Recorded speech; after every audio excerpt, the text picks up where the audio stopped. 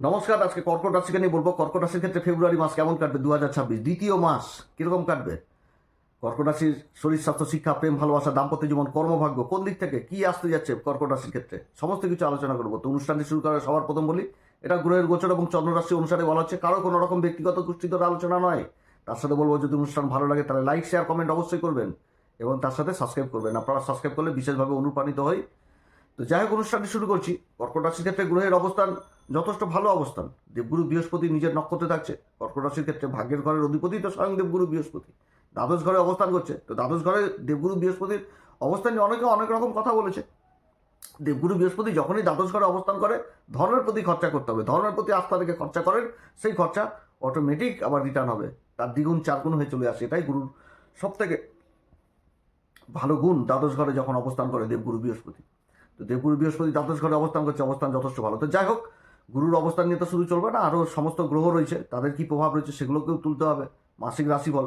তো কর্কট রাশির ক্ষেত্রে যে গ্রহদের অবস্থান, রাশি দ্বিতীয় ঘরে যেটা সিংহ রাশি, এখানটাতে কেতু অবস্থান করছে। পূর্বা ফাল্গুনী নক্ষত্র, শুক্রদেবের নক্ষত্র, অত্যন্ত সৌভাগ্যশালী নক্ষত্র, যে অধিপতি হচ্ছে ভাগ, যাকে সৌভাগ্যশালী দেবতা বলা হয়, তার নক্ষত্রে কেতু অবস্থান করছে। কেতু মানে কি, ধ্বজা পতাকা যার স্থান সব থেকে উঁচুতে।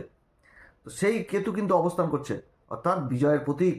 বিজয়ের প্রতীক যে অবস্থান, বিজয়ের পরবর্তী উল্লাস যেটাকে বলা হচ্ছে এই পূর্বা ফাল্গুনী নক্ষত্রকে, কেতুর অবস্থান যথেষ্ট ভালো অবস্থান। এবং এরপরে যে গ্রহগুলো অবস্থান করছে, যেমন বুধ অবস্থান করবে 3 তারিখ পর্যন্ত সপ্তম ঘরে, যে তারপর তো রাশি পরিবর্তন করে চলে আসবে অষ্টম ঘরে, রাহুর সাথে জুতি করে নেবে। অষ্টম ঘরে যখন প্রবেশ করবে তখন তো ধনির সাথে থেকে প্রবেশ করবে। আর শুক্র 5 তারিখ আবার রাশি পরিবর্তন করবে ধনির সাথে থেকে। আর সূর্য হচ্ছে 12 তারিখ পর্যন্ত থাকবে সপ্তম ঘরে, তারপরে সূর্যও রাশি পরিবর্তন করে নেবে ধনিষ্ঠা নক্ষত্র থেকে, যেটা হচ্ছে মঙ্গলের নক্ষত্র। আর মঙ্গল 22 তারিখ পর্যন্ত সপ্তম ঘরে অবস্থান করবে উচ্চ অবস্থায়, যেটা হচ্ছে রুচক নামক পঞ্চমহাপুরুষ রাজ্য তৈরি করে বসে থাকবে। এবং চতুর্থ দৃষ্টি দিয়ে নিজের ঘর কর্মের ঘরকে দেখবে মেষ রাশি, যেটা তার মূল ত্রিকোণ রাশি। এবং সপ্তম দৃষ্টি থাকবে রাশির উপরে, আর অষ্টম দৃষ্টি থাকবে সেই কেতুর উপরে, যে দ্বিতীয় ঘরে থাকবে, যেটা হচ্ছে কেতুর উপরে।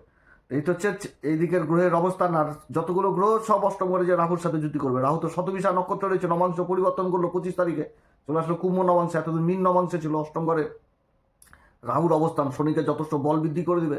আর সব থেকে প্লাস পয়েন্ট হচ্ছে যে দেবগুরু বৃহস্পতির যে অবস্থানটা এই কর্কট রাশির ক্ষেত্রে, দ্বাদশ ঘর অবস্থান, পঞ্চম দৃষ্টি পড়ছে দেবগুরু বৃহস্পতি সেই চতুর্থ ঘরে অবস্থান ভালো। তুলা রাশিকে দেখছে, শনির মূল ত্রিকোণ, শনির উচ্চ ঘরকে দেখছে। আবার দেবগুরু বৃহস্পতি সপ্তম দৃষ্টি দিয়ে দেখছে নিজের ষষ্ঠ ঘরকে, যেটা হচ্ছে মূল ত্রিকোণ রাশি। দেবগুরু বৃহস্পতি ধনু রাশিকে দেখছে। আবার দেবগুরু বৃহস্পতি নবম দৃষ্টি পড়বে একেবারে সেই অষ্টম ঘরে, যেখানে রাহু অবস্থান করবে। তারপরে তো বুধ, তারপরে হচ্ছে শুক্র, তারপরে সূর্য, তারপরে তো মঙ্গল 22 তারিখ থেকে। এতগুলো গ্রহের উপর অষ্টম ঘরে দৃষ্টি থাকবে দেবগুরু বৃহস্পতি, এটাই তো সব থেকে বড় পাওয়া কর্কট রাশির। এবং তারপরে হচ্ছে শনি ভাগ্যের ঘরে অবস্থান করছে নিজের নক্ষত্রে। তো ত্রিকোণে যখন কোনো পাপী গ্রহ অবস্থান করে তখন কি হয়, তো নিজের প্রাপ্যভাবটাকে হারিয়ে ফেলে, প্রাপ্যভাবটাকে হারিয়ে ফেলে, নিজে ভালো হয়, ঘরটাকে যথেষ্ট মানে দুর্বল করবে। কিন্তু যে ঘরের কারকত্ব রাখছে সেই ঘরের কারকত্ব, আর যে ঘরে দৃষ্টি ফেলবে তার তো প্রভাব বৃদ্ধি করে দেবে। কিন্তু ঘরটা তো হয়ে গেছে দেবগুরু বৃহস্পতির ঘর, তো দেবগুরু বৃহস্পতির ঘরেই অবস্থান করছে। আবার দেবগুরু বৃহস্পতি মূল ত্রিকোণ রাশি ধনু রাশিকে দশম দৃষ্টি দিয়ে দেখবে।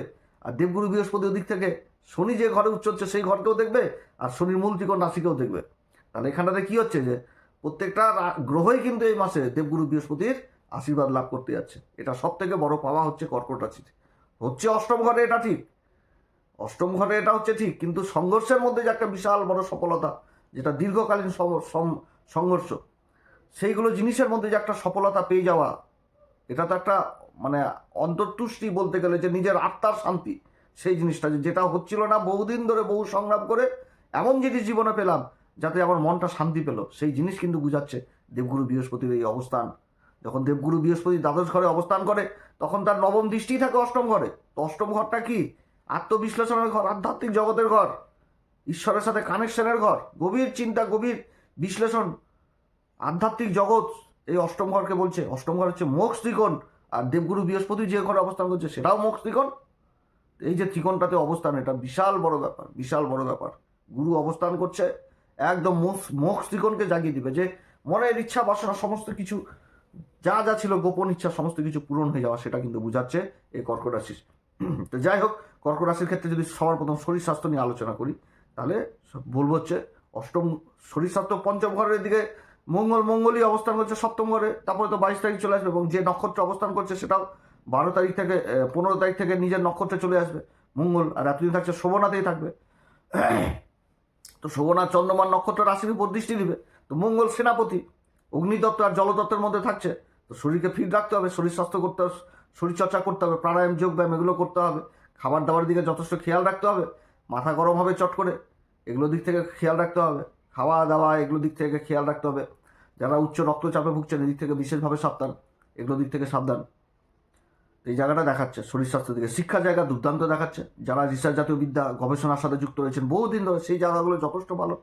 রাহু অষ্টম ঘরে অবস্থান করছে নিজের নক্ষত্র শতবিশাতে। তো শতবিশা নক্ষত্রটা কি ভেষজ বিজ্ঞান, আধ্যাত্মিক জগৎ, যারা মানে যারা চিকিৎসা বিজ্ঞান উঠে আসছে, ভেষজ, শতভিসা, শত তারার সমাবেশ, ভেষজ অর্থাৎ হচ্ছে আরোগ্য লাভ করা, ট্রিটমেন্ট, এই জিনিসগুলোকে বুঝাচ্ছে।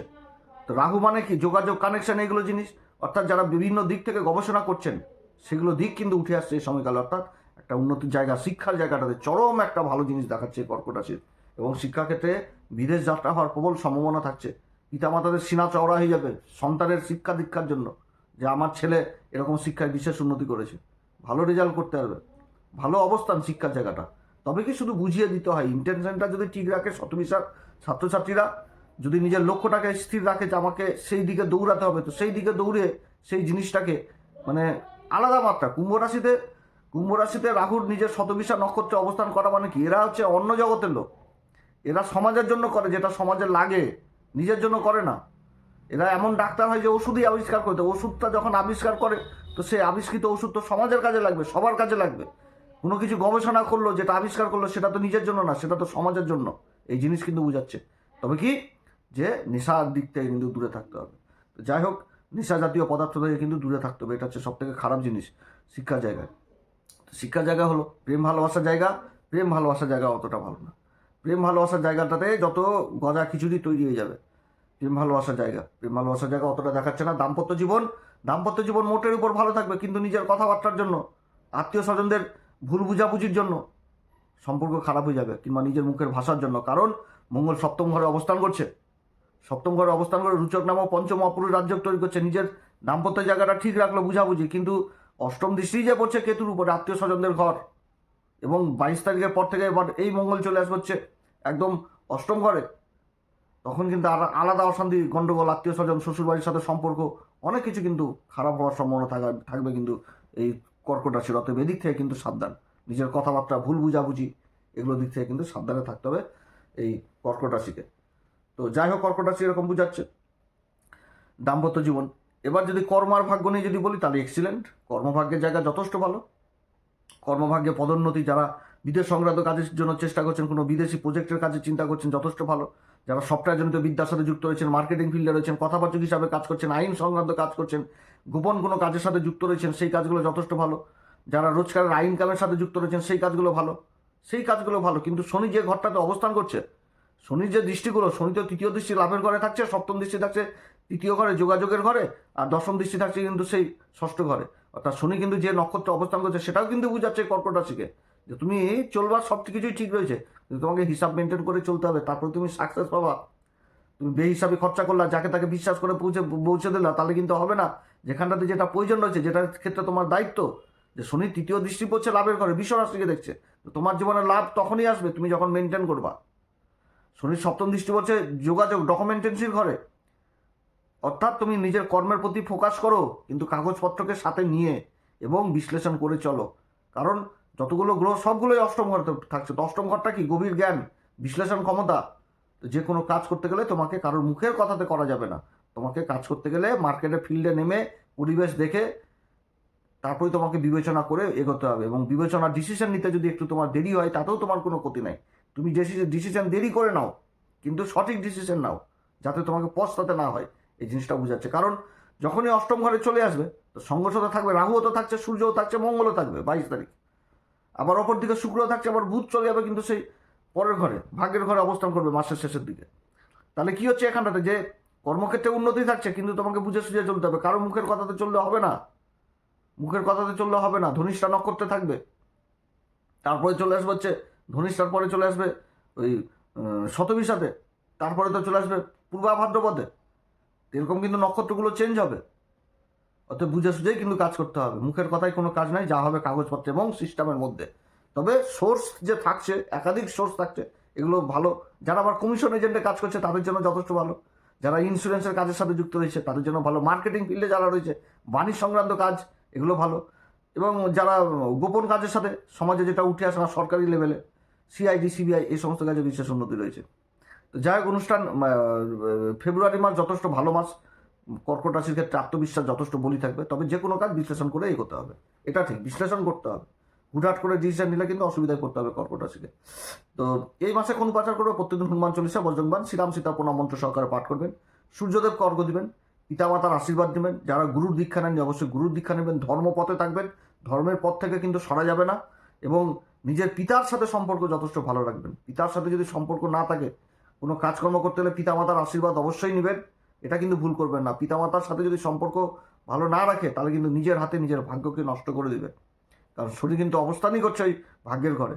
তো যাই হোক, আপনারা সবাই ভালো থাকেন। যদি অনুষ্ঠান ভালো লাগে তাহলে অবশ্যই লাইক শেয়ার কমেন্ট করবেন। নমস্কার, ধন্যবাদ।